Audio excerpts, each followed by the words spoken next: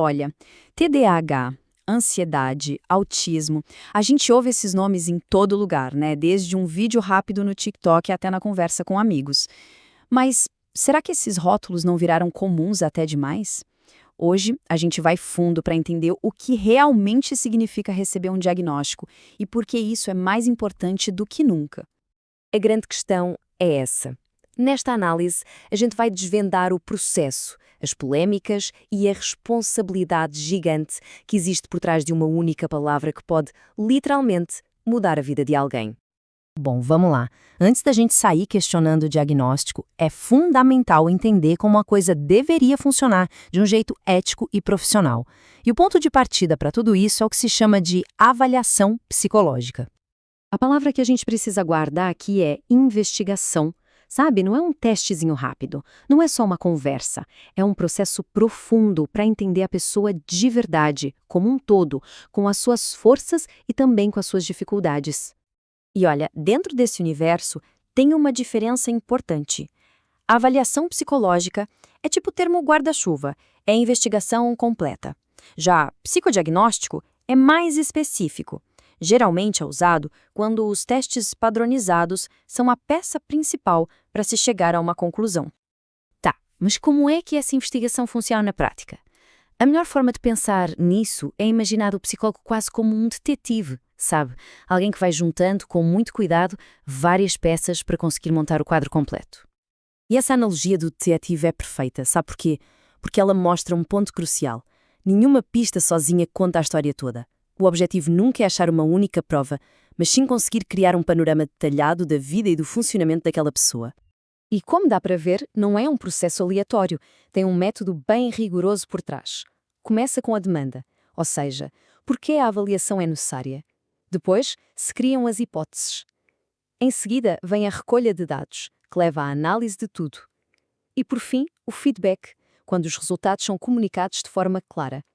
E de onde vêm essas pistas todas? De muitos lugares. Não é só de um teste, envolve conversas profundas, observar o comportamento da pessoa no dia-a-dia, usar ferramentas científicas como testes e inventários e até pegar informações de outros profissionais, tipo médicos ou professores. Ok, até agora a gente viu como a coisa deveria funcionar, um processo técnico, ético e bem detalhado. Só que entender tudo isso levanta uma questão ainda maior, especialmente hoje em dia. Essa pergunta meio que paira sobre tudo que a gente falou. Num mundo em que os diagnósticos parecem se multiplicar, a gente tem que parar e pensar quando é que um rótulo realmente ajuda e quando é que ele, na verdade, acaba limitando a pessoa. Isso nos joga direto no nosso contexto atual. A gente vive no que muitos especialistas estão chamando de uma epidemia de diagnósticos, onde parece que os casos de transtornos mentais estão simplesmente explodindo. Olha só este dado, que é impressionante. O Brasil é o segundo maior consumidor de metilfenidato do mundo, que é o principal medicamento para TDAH. Aí fica a pergunta no ar, né? Será que estamos diagnosticando mais e melhor ou estamos medicando dificuldades que, na verdade, têm outras causas? E o TDAH não está sozinho nessa. A gente vê a mesma tendência de crescimento para autismo, ansiedade e depressão, principalmente entre os mais jovens. Então, o que está por trás desse fenômeno todo? A verdade é que não existe uma única resposta. É uma teia complexa de fatores. Pensa nas redes sociais, com aquela enxurrada de conteúdo de autodiagnóstico. Ou nessa cultura de felicidade obrigatória que faz a gente encarar qualquer dificuldade como uma doença a ser tratada e não como parte da vida. Tudo isso vai somando. Vamos pegar o exemplo dos pais. Num extremo, tem aquela criação super protetora do tipo alecrim dourado que não deixa a criança se frustrar com nada. No outro extremo, pais ausentes que não criam uma base de afeto segura. Parecem cenários totalmente opostos, certo? Mas o resultado pode ser bem parecido. Nos dois casos, a pessoa pode acabar não desenvolvendo as ferramentas sociais e emocionais que precisa para a vida. E essa falta de competências, olhando de fora, pode até parecer um transtorno clínico, quando na verdade é um buraco no desenvolvimento. Então, como é que a gente sai desse ciclo? A resposta parece estar em mudar o nosso foco. Em vez de correr atrás de um rótulo rápido, a gente precisa olhar para a pessoa, na sua totalidade. Essa é, talvez, a ideia mais importante de toda esta nossa conversa. Um diagnóstico não define uma pessoa.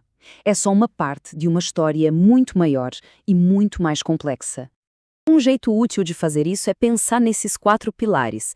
Para entender alguém de verdade, a gente tem que olhar para o lado emocional, para suas relações, para sua biologia e até para a dimensão espiritual.